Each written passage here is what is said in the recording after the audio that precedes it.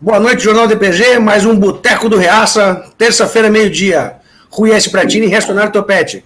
Bom dia, Ricardo, tudo bem? Bom dia, é uma honra estar aqui mais uma vez nessa página com um público tão seleto e composta por membros aí que fazem parte do que eu chamaria de nata da direita, né?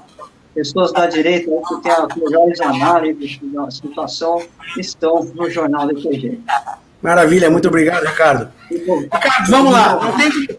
Não tem como não falar. Vou deixar tu começar hoje. Petrobras, está contigo. Petrobras, né? Você está vendo aí uma grande celeuma em relação à troca do presidente da Petrobras.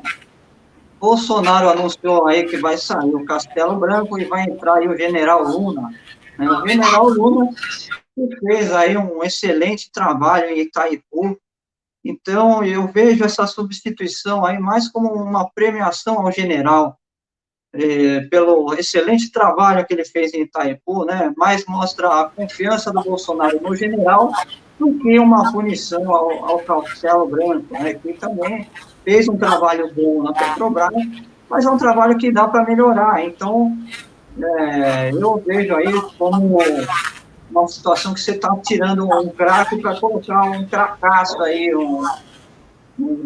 mais craque ainda para entrar no jogo, né?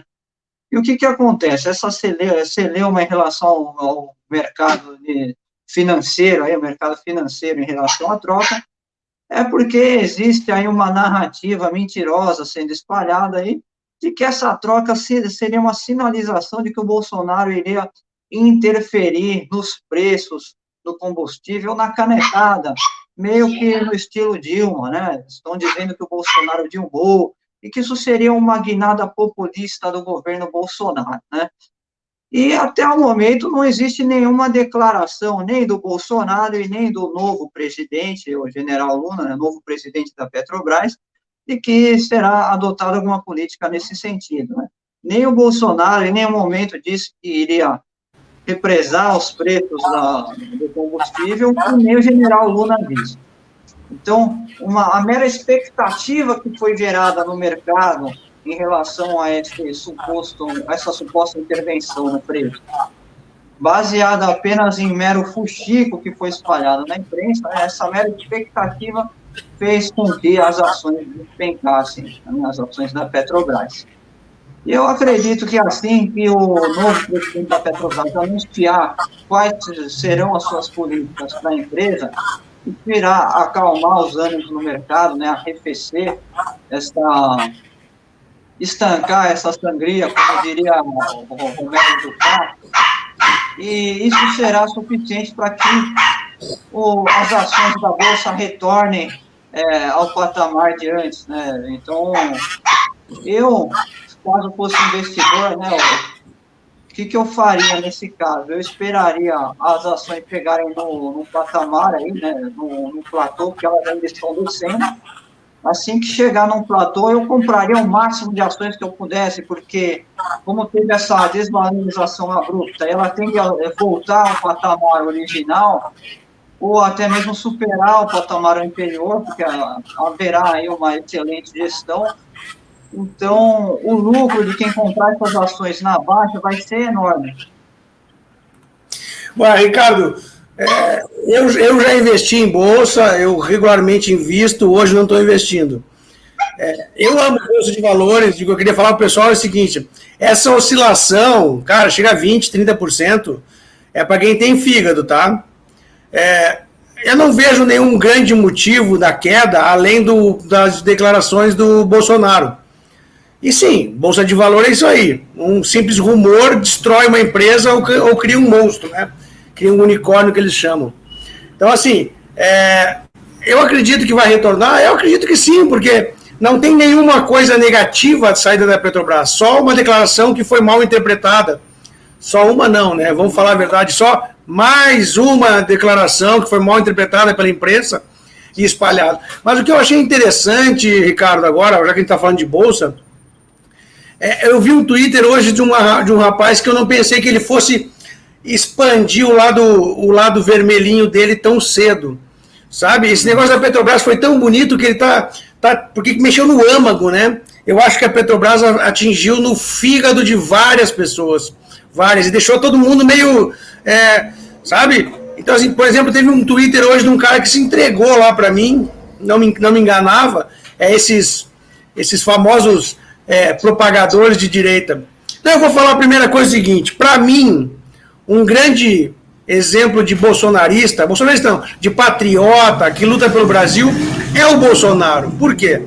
Porque o Bolsonaro está no Brasil. O Bolsonaro está se doando pelo Brasil e tomou uma facada pelo Brasil. É muito fácil, e aí eu falo para todos, inclusive para o mestre dos mestres, que estão lá fora.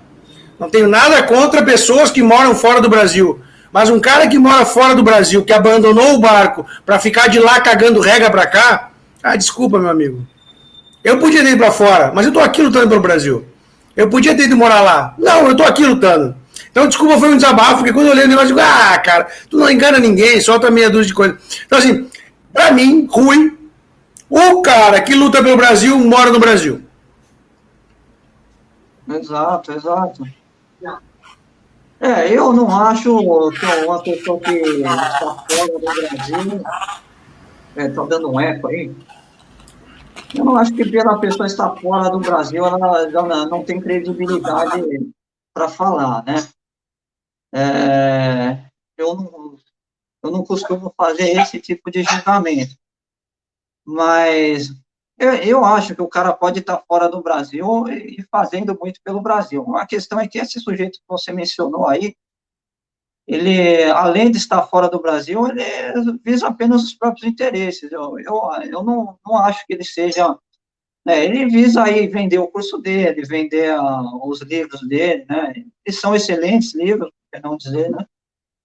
Mas... Não, mas eu não estava falando do Olavo, não, tá? Não era do Olavo não que eu estava falando. Não era do Olavo que eu estava falando, não. Eu concordo com você. Eu quero dizer o seguinte, eu concordo com você que a pessoa pode morar fora do Brasil e pode ter grandes coisas. Agora, eu acho injusto uma pessoa que escolheu sair do Brasil nesse momento, foi morar fora e fica querendo cagar regra, dizendo que o Bolsonaro é esse, o Bolsonaro é aquilo. Irmão, o Bolsonaro deu uma facada por nós. Acabou. Com certeza. Com certeza, é muito fácil você falar qualquer coisa, criticar o governo quando você não está segurando a bucha, quando você não está segurando o rojão, né? Isso não só quem está morando fora do Brasil, tem muita gente que está morando aqui dentro e está numa situação muito cômoda, né? Tem algumas pessoas que até, mesmo estando aqui dentro, quanto pior, melhor para essa pessoa aí, né?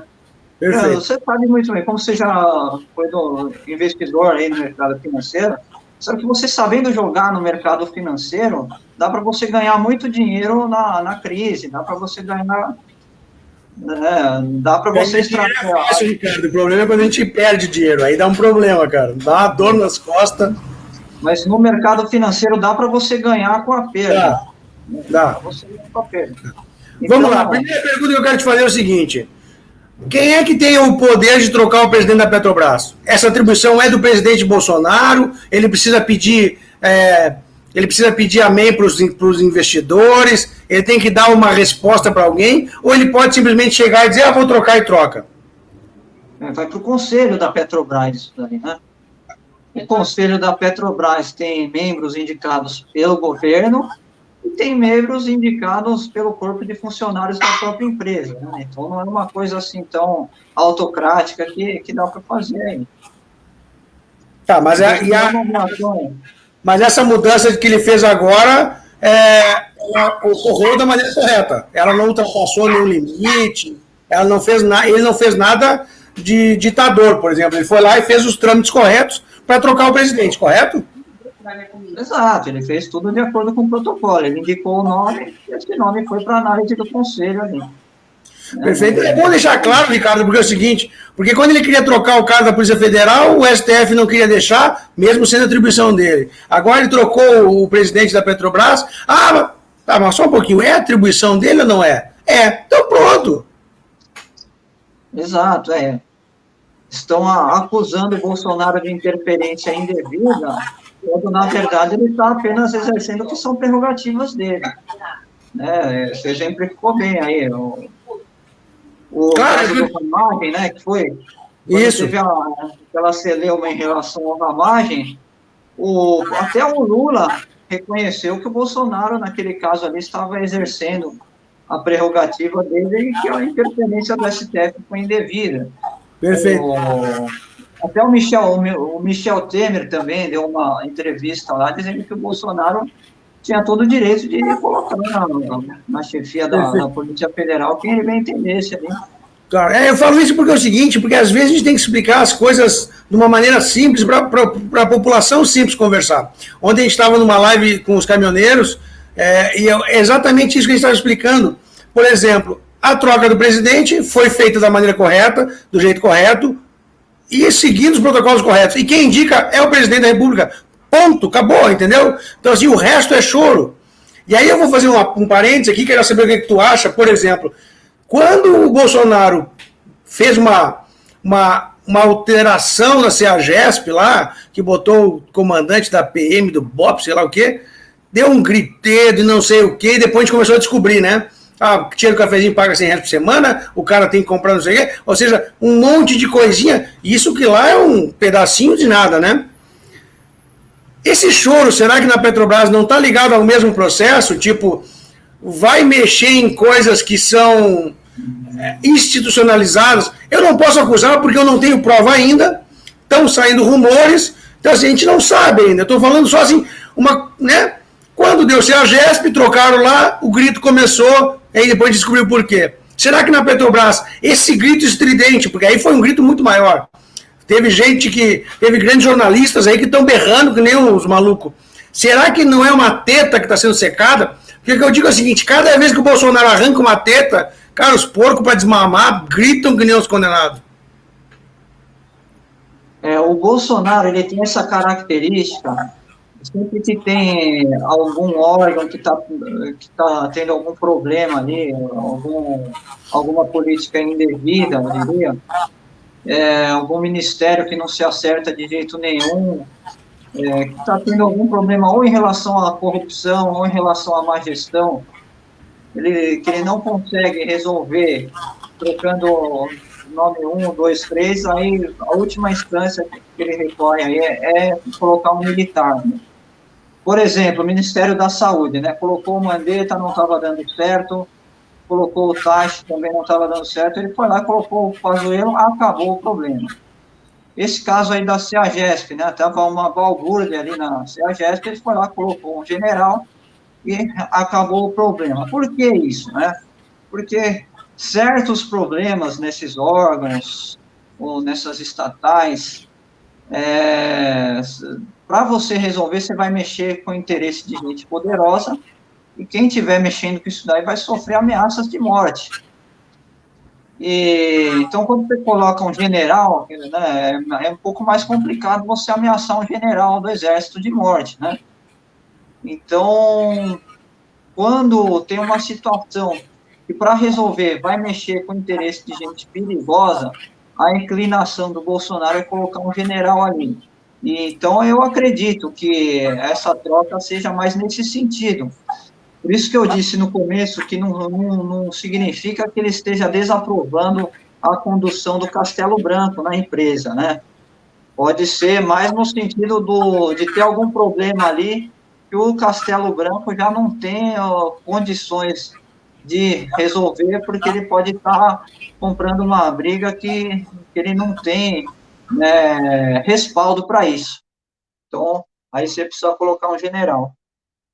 Perfeito. E além disso também, os generais, os militares em geral, né, eles são menos tendenciosos a cair na corrupção, né?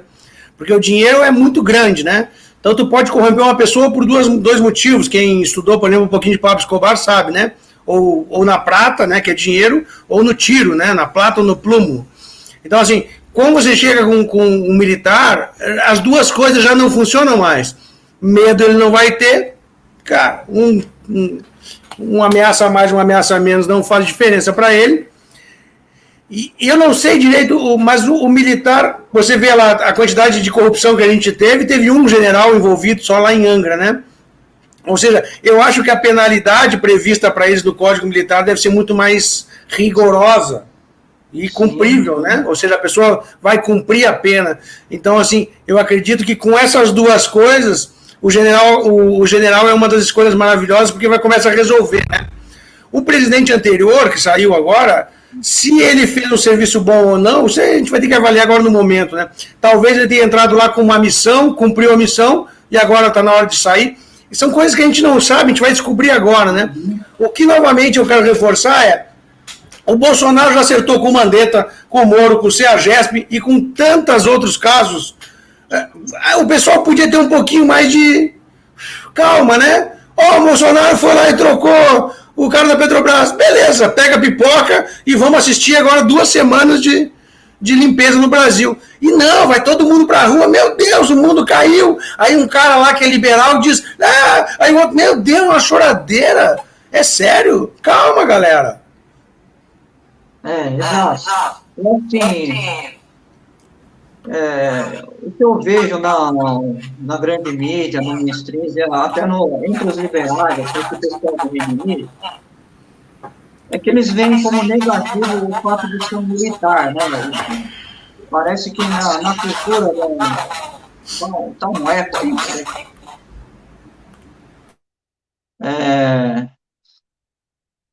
existe na cultura do mainstream, assim, né, na grande mídia, essa ideia de que o fato de ser militar é um demérito, né? Quando, na verdade, os militares aqui, eles têm uma formação técnica, cultural, científica, assim, de altíssimo nível. As universidades militares aqui no Brasil são de total excelência. Você pegar um ITA, a AMAN, eles formam excelentes engenheiros, excelentes pesquisadores. E, então, existe essa ideia, né, que está no mainstream, de que o militar é um cara truculento, um cara meio burro, e que se botou um militar aí, vai ter uma intervenção na mão de ferro, uma coisa meio Nicolás Maduro aí, né? Mas quando, na verdade, é extremo contrário disso aí, né? São profissionais de altíssima competência, altíssima qualificação técnica, acadêmica, e que fazem um excelente trabalho. Perfeito. Falando em Bolsonaro ainda, por exemplo, agora ele quer lançar um decreto que obriga o posto a detalhar os valores dos combustíveis, né? Ou seja, o valor que paga da bomba, o imposto federal, que vai ser zerado agora para o diesel, o imposto do ICMS e tudo mais. Acha uma boa ideia essa, Ricardo? Eu acho, porque assim, você detalhar os fatores que estão compondo o preço não significa que você está tabelando. Em nenhum momento o governo sinalizou que vai proibir um aumento de 5%, um aumento superior a 5%, ou tabelar com base em algum índice IGPM, IPCA. Então, em nenhum momento ele ele falou nem em tabelar, nem em represar, nem em indexar os preços, né? Quando você tem que detalhar aí o quanto tem de imposto, o quanto que você pagou na refinaria, enfim, não significa que você está indexando nem tabelando. Então, eu acho uma excelente ideia. Maravilha. Em resumo, o presidente para a troca da Petrobras era dele. Vamos aguardar ver o que está acontecendo, perfeito? Exato. O pessoal sofre por antecipação, né? Mas só para concluir, assim, em relação ao que eu acho dessa questão de detalhar o preço, né? É interessante para o consumidor, porque aí o consumidor vê o quanto que ele está pagando de imposto, e aí, quando ele se revoltar com o preço, ele sabe com quem se revoltar, né? Se é com o governador que está colocando o ICMS muito alto, ou se é com a questão da bitributação, né, que muitas vezes se paga o imposto 2 vezes, se paga na refinaria, e aí quando chega na bomba, tributa de novo. E até o Bolsonaro está tentando desenterrar uma PEC aí para proibir essa bitributação, né? E essa PEC aí já vem de lá do governo de Fernando Henrique, de 2001, e a PEC ficou enterrada, né? Então, Quando o pessoal fala, o Bolsonaro está querendo interferir no preço, né? Olha, de fato, o preço, a indignação com o preço, ela é legítima, né? O preço realmente está alto. Então, o Bolsonaro, né, o governo, se ele puder fazer alguma coisa para ajudar a melhorar esse preço aí, desde que não seja uma intervenção do tipo tabelamento, represamento ou indexação, né? O que ele puder fazer para evitar a bitributação, pressionar os governadores para reduzir ICMS, o que ele puder fazer nesse sentido, é bem-vindo. Então, qual é a interferência que o Bolsonaro está fazendo no preço do combustível? É isso. É tentar fazer andar essa PEC que proíbe a bitributação, está negociando a redução do PIS e COFINS sobre o diesel, porque o diesel é o mais importante, que é o que vai impactar no preço dos alimentos e que vai impactar na vida dos caminhoneiros. Os caminhoneiros têm poder de parar o país, coisa que a gente discutiu na nossa primeira live lá, né? E também está pressionando os governadores para reduzir o ICMS. Então, essa é a interferência que o Bolsonaro está fazendo.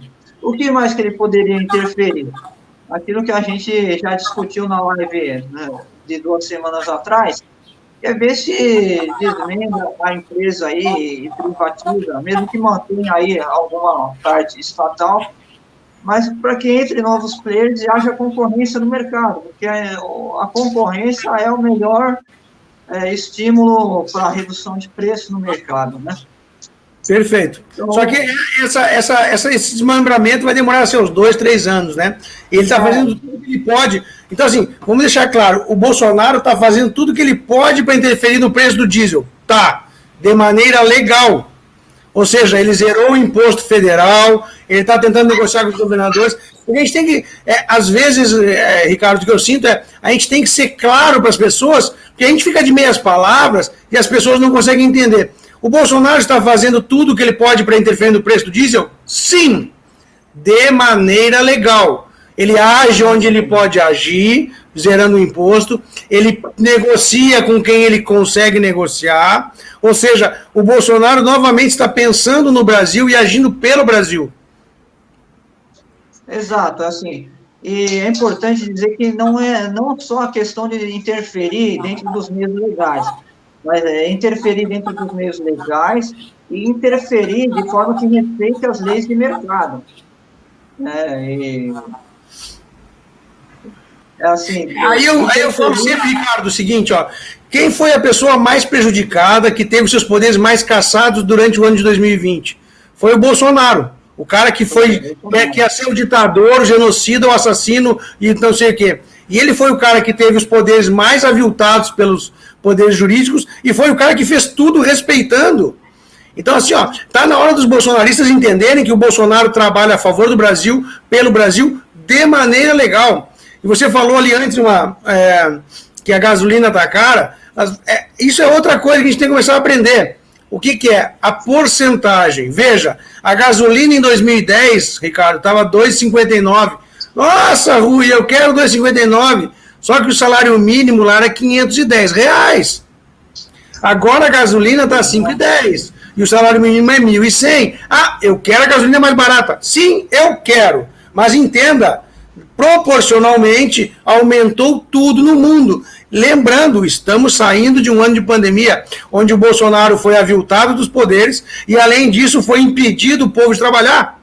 A alta tem que ser paga. Nós estamos num ano de recuperação. Concorda com isso? Exato. Essa comparação em relação ao salário mínimo é perfeita. O mesmo combustível, há alguns anos atrás, estava mais barato, mas o salário mínimo estava mais baixo. Então, proporcionalmente, estava mais caro, né, em relação ao poder de compra do cidadão. E não havia toda essa revolta. Por quê? Porque não havia a imprensa alimentando essa narrativa. Enfim, se você ver proporcionalmente ao salário mínimo, não está caro, se você comparar com o governo Lula, com o governo Dilma. Está mais ou menos ali dentro do mesmo patamar. Dá para melhorar? Dá. Mas o que o Bolsonaro está fazendo para melhorar é como você falou, dentro da legalidade, respeitando quais são as prerrogativas legais do presidente, e principalmente respeitando os princípios do que diz a boa doutrina econômica. Ele não fez nenhum tipo de tabelamento, nenhuma indexação e nenhum represamento de preços, como fez a Dilma, que muitos liberais estão com essa narrativa aí de que o Bolsonaro dilmou, de que ele está fazendo com a Petrobras a mesma coisa que a Dilma fez, né? Então, o que a Dilma fez? A Dilma represou preços na canetada. Outra coisa que ela fez, sem considerar a questão de Petrolão, ou quanto o PT saqueou a Petrobras, né? Vamos falar em relação a princípios de gestão e de doutrina econômica. Ela represou os preços de forma artificial, e a pior coisa que ela fez com a Petrobras é que, durante o governo dela, a Petrobras se manteve obrigada, por lei, a manter os investimentos nas plataformas do pré-sal, mesmo em períodos em que essas plataformas estavam deficitárias, né? Então, vamos supor que o preço de mercado do petróleo estivesse abaixo do custo que você tinha para extrair o petróleo ali no pré-sal, você era obrigado a continuar extraindo no pré-sal mesmo assim. Então, vamos supor que para extrair o petróleo ali, o barril de petróleo, você gastasse R$100, tá? Estou colocando um valor hipotético aí. Então, se o preço do petróleo no mercado estivesse 150, legal, você extrai ali porque você vai ter R$50 de lucro. Agora, quando você tem uma queda no preço do petróleo no mundo todo e o preço do barril cai a R$50, se você continuar extraindo o petróleo ali, você vai ter R$50 de prejuízo. E a lei que foi imposta pelo governo do PT ali obrigava a Petrobras a continuar extraindo ali. Então, essa foi a grande cagada que o PT fez com a Petrobras e que derrubou a empresa lá para baixo, né? E assim que caiu o PT, teve uma... Não sei dizer se foi PEC ou se foi via lei ordinária, né? Mas foi alterada essa lei aí, mas foi de autoria do senador José Serra, né? Vamos reconhecer aí o mérito aí. E o José Serra que apresentou esse projeto de lei aí, não sei se foi projeto de lei ou se foi PEC, mas foi ele que apresentou e foi aprovado, e a partir daí que a Petrobras começou a se recuperar. Perfeito, perfeito. Assim, ó, a Bolsa de Valores é uma coisa bem complexa, para quem quiser investir, é uma delícia, é uma maravilha, mas é complexo. Então, assim, quando a gente pega, o que eu quero dizer é assim, ó, quando a gente pega as coisas sem fundamento, eu pego uma informação para você e jogo na cara, sem nada para fazer a proporção, fica tudo sem encabimento. Por exemplo, a gasolina vai 5,10. Mas comparado a 10 anos atrás, continua o mesmo preço, entendeu? Comparando com, mas aumentou. Sim, mas o salário mínimo aumentou. Tudo na vida aumenta, certo? Então, assim, é isso que eu tenho essa visão. Primeira coisa. Segundo, cara, vamos acreditar no Bolsonaro, ele já provou, né? Vamos esperar um pouquinho. Cara, é tanto fígado, é todo mundo agora. Calma, vamos ver. Tem coisa para acontecer. Mas, principal, Bolsa de Valores não é parâmetro para nada. Porque, cara, Bolsa de Valores, um comentário do presidente tirado fora de contexto, ele vai destruir tudo, entendeu?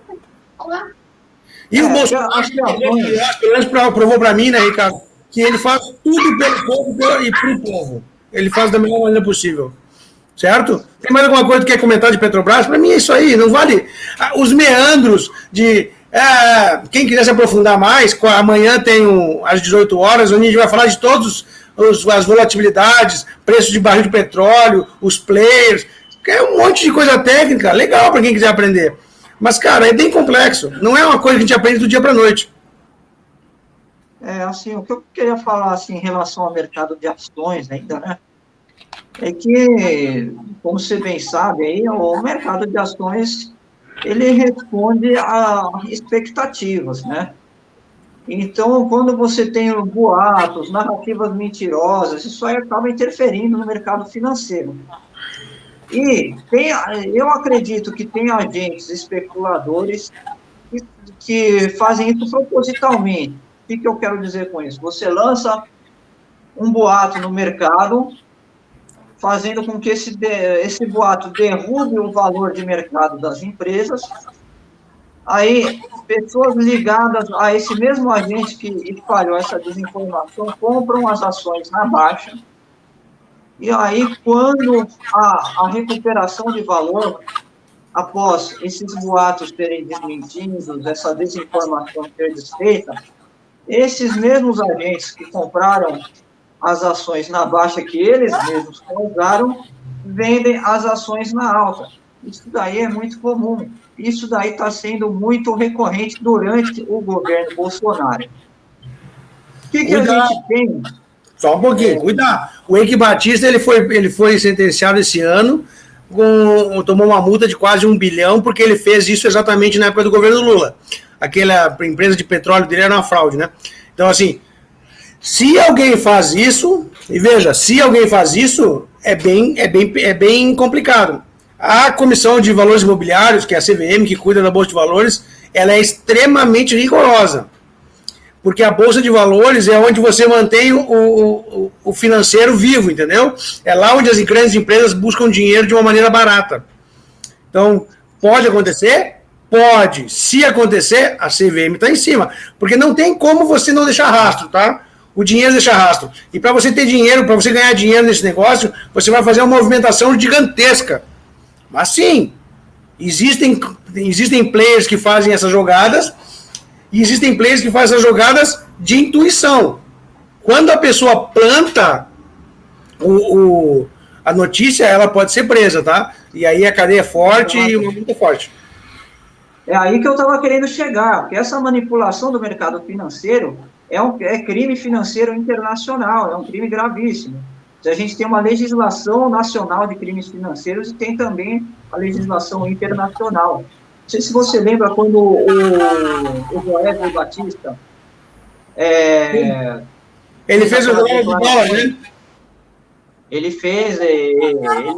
jogou a informação no mercado, só que antes de jogar ele tinha feito a compra de dólares, o real desvalorizou, e aí ele vendeu os dólares na alta, e saiu com um lucro absurdo, né? Eu não sei como que terminou isso daí, mas isso que ele agiu com informações privilegiadas, porque ele sabia a queda do real que ele mesmo ia causar, sabia antecipadamente, porque ele mesmo era o agente causador. E é isso que eu estou querendo chegar. Essa manipulação é um crime financeiro gravíssimo. E eu tenho forte suspeita de que tem agentes de oposição ao governo Bolsonaro que estão manipulando o mercado dessa forma, até na intenção de desestabilizar. Você veja bem, o antagonista, ele sempre está ligado a boatos que são lançados em relação ao governo Bolsonaro que impactam no mercado financeiro. Qual que é a empresa de assessoria de investimentos que está ligada ao antagonista? A Empíricos.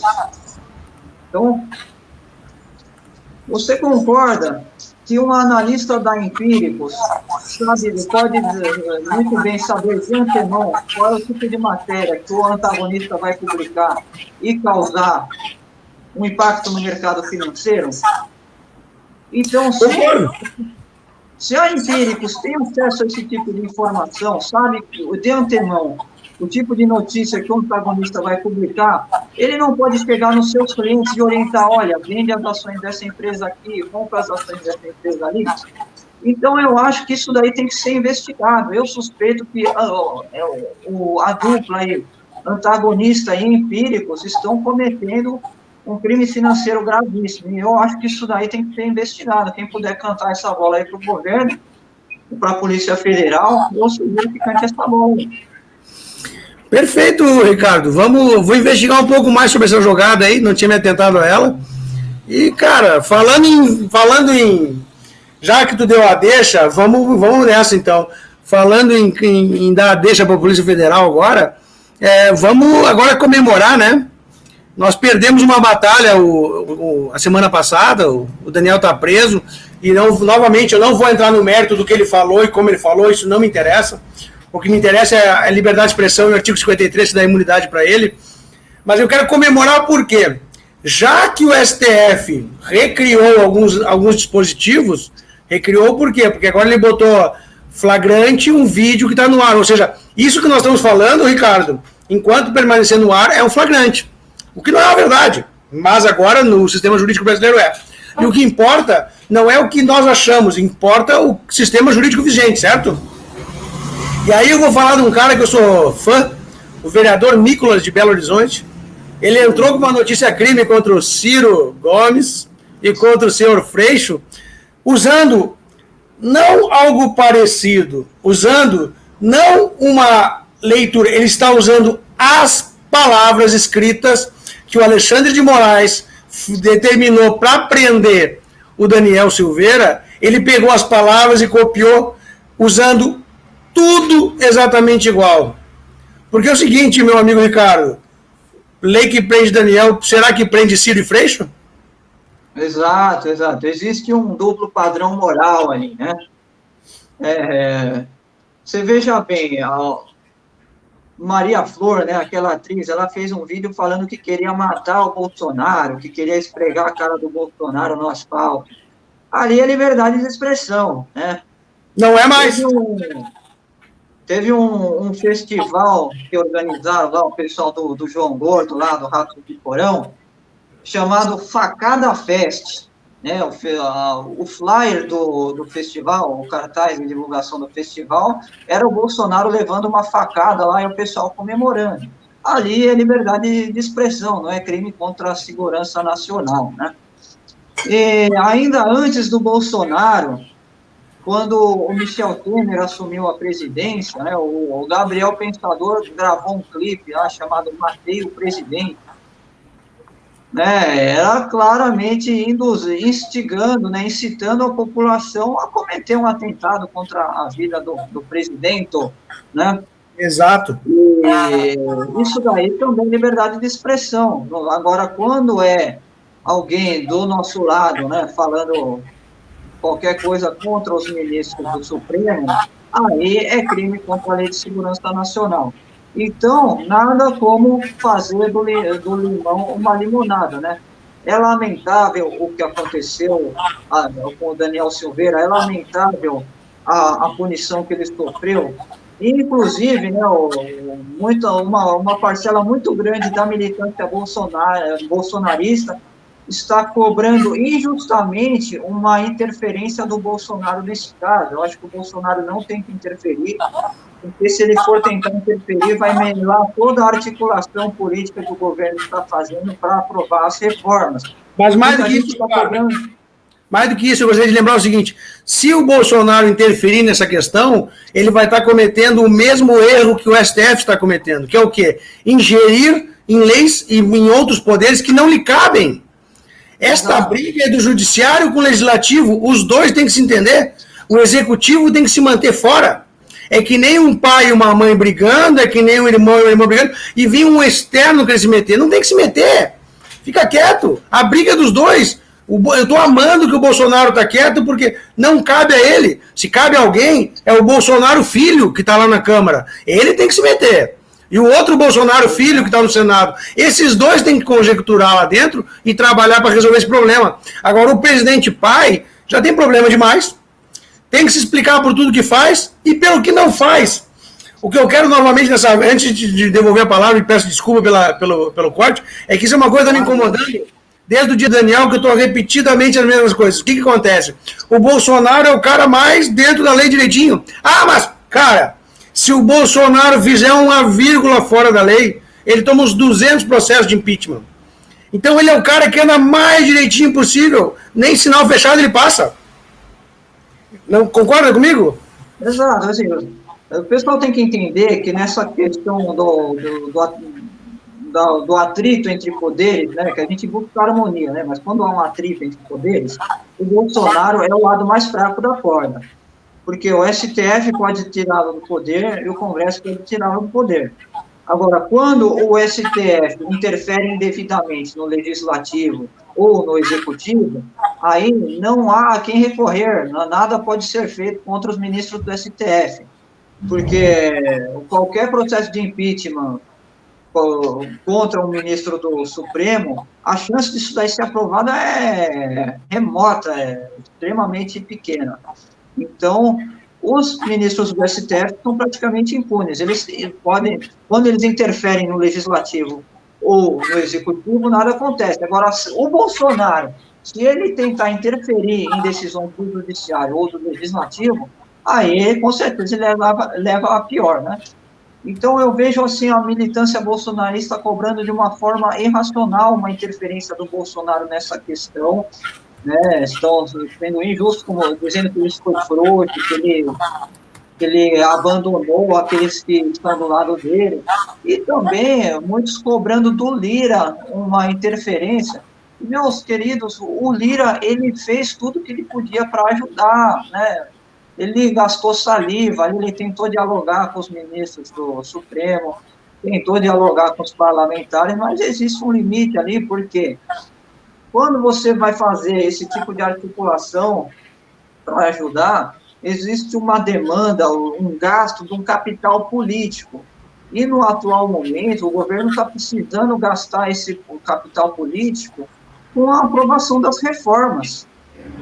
Eu publiquei um texto anteriormente falando sobre essa questão do capital político, né? O capital político, ele é limitado, ele se gasta assim como dinheiro. Então, se você faz uma baita articulação para conseguir ajudar o Daniel Silveira naquela situação, quando você vai precisar articular para aprovar uma reforma, aquele capital político já está desgastado, então vai haver muito maior dificuldade para você conseguir aprovar essas reformas. E são essenciais para o governo nesse atual momento, né? Agora, voltando na questão que você levantou, né, do precedente que abre, né? É lamentável o que aconteceu com o Daniel Silveira, a gente fica muito chateado, mas a gente tem que fazer do limão uma limonada. E é aproveitar esse precedente que se abriu, e já que pau que bate em Chico tem que bater em Francisco, né?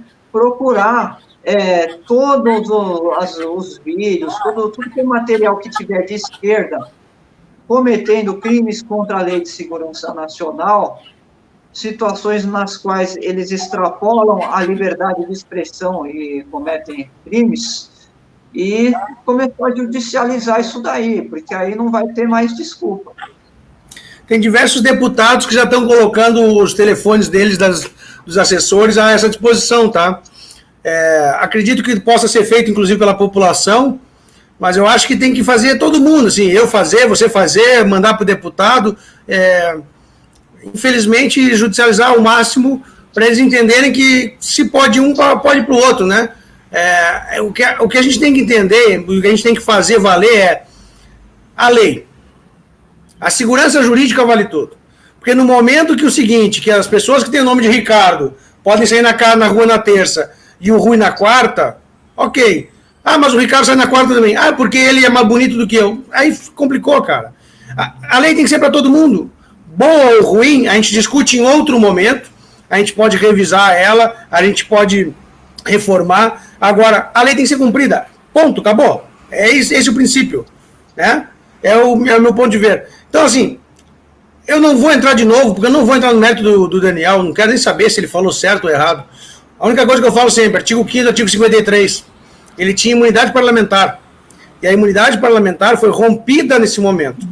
Rompendo a imunidade parlamentar, todos os deputados, senadores, vereadores, todos os políticos perderam a premissa básica de poder exercer a sua premissa mais básica, que é falar. Ele não tem mais segurança na opinião. A opinião dele pode ser imbecil, não tem problema. Eu prefiro que os imbecis possam falar sem parar. Inclusive veio um aqui na nossa live nos xingar, porque ele deve achar que é mais do que os outros. Mas, meu amigo, eu vou te dizer para você, eu prefiro que os imbecis, e eu posso ser um imbecil em algum momento, ou sempre, não me importa, tenha direito de falar, do que no momento que eu estou sendo julgado pelo que eu falo, aí é um problema. Ah, mas se eu ameaçar, eu não estou ameaçando, eu estou emitindo a minha opinião, é diferente. Você não entende, você também deve entender isso, né, Ricardo? Que o maior problema disso tudo é a opinião. Ou seja, no momento que a opinião foi rasgada e a gente não tem mais esse direito, eu imagino como é que um deputado hoje subindo na tribuna. E saibam, deputados, Eu vou analisar discurso por discurso, porque no momento que você entrar na Lei de Segurança Nacional, serei o primeiro a te denunciar. Já que você não foi homem o suficiente para dizer, aqui você transgrediu um limite, eu acho que você vai ter que ser incomodado. Não é assim? Exato. A questão principal aí é o precedente viciável, né? Eu quero deixar claro aqui que quando eu defendo que o Bolsonaro não interfira no caso para ajudar o Daniel Silveira, não significa que eu concorde com a decisão do STF, muito pelo contrário, o STF rasgou a Constituição ali. E muita gente veio me perguntar, né, quando eu fiz aquele texto defendendo que o Bolsonaro se mantenha, que ele lave suas mãos em relação a essa encrenca aí, né, vieram me perguntar se eu concordo com o voto dos 300 e tantos deputados que votaram por manter a prisão do Daniel, né? Eu discordo totalmente desses 300 deputados. E, inclusive, eu acho que eles deram um tiro no próprio pé, né? Eles cuspiram para cima. E quem cospe para cima um dia acerta a própria cara.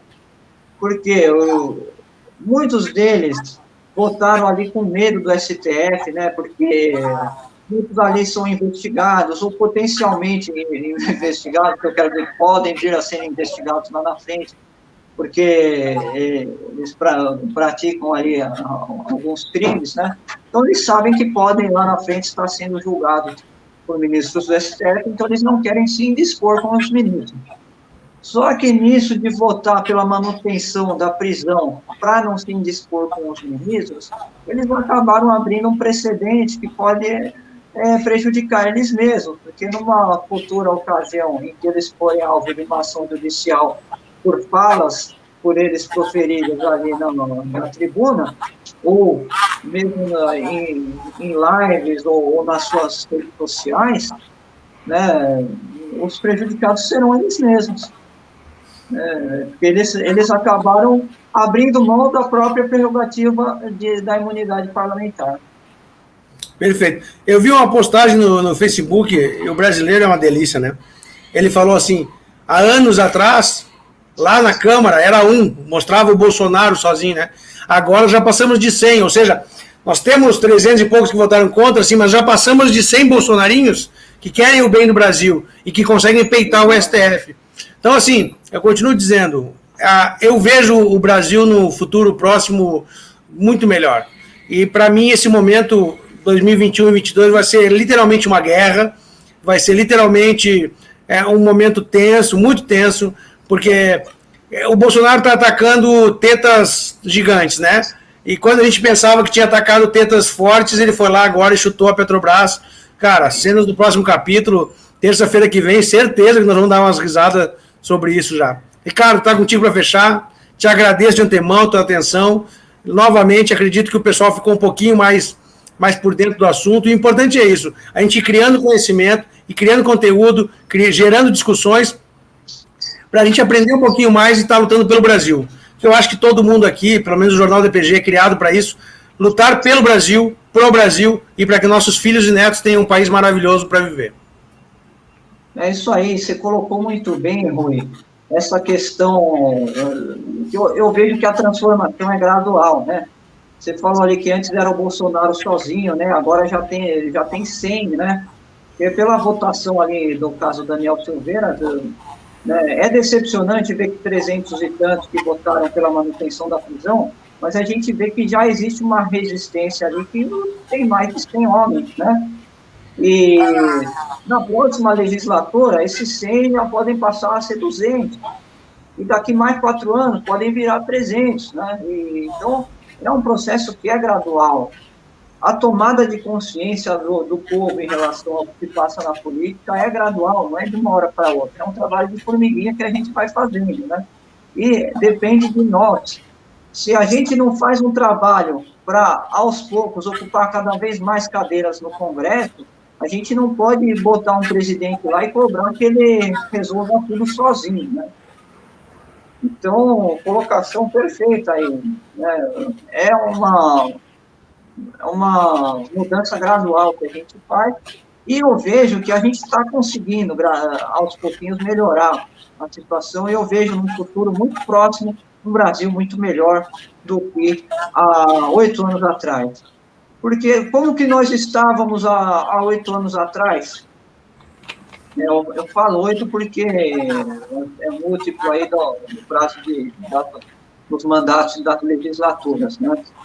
Há 8 anos, nós estávamos em 2013 ali, né? Qual que era a situação em 2013? O PT estava com a hegemonia total no poder, tinha maioria no Congresso, estava caminhando para a reeleição da presidente Dilma, e você conversava com as pessoas na rua, a maioria era petista, né? Então era uma situação tenebrosa, a gente estava com 2 pés na Venezuela ali, e só a cabecinha para fora, né? Então, quem imaginava naquela circunstância que nós chegaríamos na circunstância que a gente está hoje, né, com um presidente nosso e conseguindo eleger um presidente da Câmara e Senado, não bolsonaristas, mas dispostos a colaborar com o governo, né? Então, há 8 anos atrás, a gente jamais poderia imaginar uma situação dessa, né? Perfeito. Eleições das prefeituras, aí a gente vê a esquerda perdendo tantas cadeiras quanto perdeu, né? Os partidos que estão mais alinhados com o Bolsonaro, que estão mais na base governista, foram os partidos que mais ganharam prefeituras na última eleição. Então, o cenário é cada vez maior, o cenário é cada vez melhor, o cenário é positivo. Então, vamos encarar a situação de forma serena, otimista e continuar fazendo o nosso trabalho de forma, né, fazer o nosso trabalho de formiguinha de forma otimista e com cada vez mais esmero também, né? E confiante. Perfeito, e aprendendo cada vez mais. Em relação à Petrobras, né, minhas considerações finais são essas, né? A gente tem que se mover menos pelo comportamento de manada, né? Mercado é muito comportamento de manada. Quando você tem um boato, todo mundo corre junto com esse boato aí.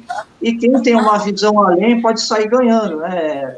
Aqueles que enxergam o que está acontecendo, eu recomendo que esperem essa baixa aí chegar no platô, comprem ações na baixa, porque o novo presidente, eu tenho certeza que vai fazer um trabalho sensacional, vai recuperar o valor de mercado e, inclusive, pode até superar o valor anterior a essa baixa aí. Perfeito. E agradeço muito, mais uma vez, pela oportunidade de estar falando a esse público tão seleto e também em companhia tão seleta. Maravilha, muito obrigado. A recíproca é verdadeira. Ricardo, Boteco do Riacho, toda terça-feira, meio-dia. Terça que vem, estamos aqui de volta. Valeu, Ricardo. Isso aí, agradeço também aos nossos ouvintes. Um forte abraço. Um abraço.